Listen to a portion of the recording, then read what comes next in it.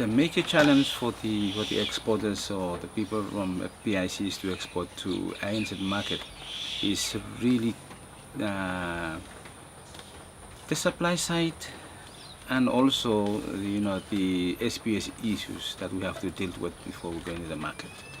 An example is if I want to export something like noni to New Zealand or Australian market, they will demand that I will do it to a certain standard, certain packaging, labeling, and these things need money, cash. So I think that in the development assistance in the PACER Plus agreement should address these little issues for little farmers, little people, because in the PICs we don't have big companies where they can afford to buy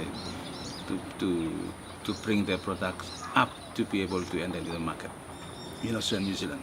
We're talking about small farmers that they cannot afford to do that.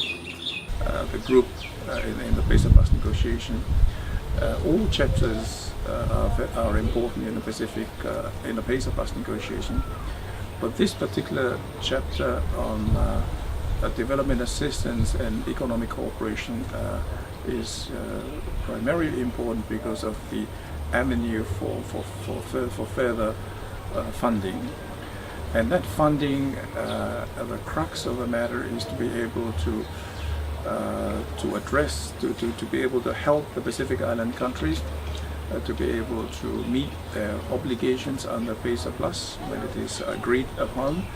And the other dimension is to be able for the Pacific Island and island countries to address the supply side constraints, which is key in terms of the ability to trade under PACER Plus.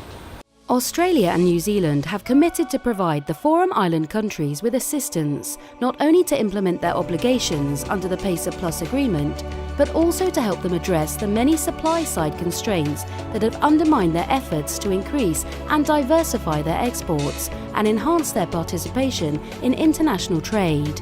Well, in Port Moresby this year, our leaders spoke of greater regional integration and cooperation. And so PACER Plus and the trade ministers have been tasked to help deliver on this for our leaders. So PACER Plus is an opportunity for greater economic cooperation. It's also about bringing down barriers so that there are more opportunities to trade. So we know that for Pacific Islands goods and services, in many cases the access to New Zealand is easier than some other parts of the world. But through a high quality trade agreement, it will open up opportunities for more trade, more goods from Pacific Island countries to be sent out, but for more inward investment as well. And very much in the experience of New Zealand, the way that we grow our economy and offering more opportunity to New Zealanders is through investment and attracting foreign direct investment. So I think that's going to be one of the very important parts of this.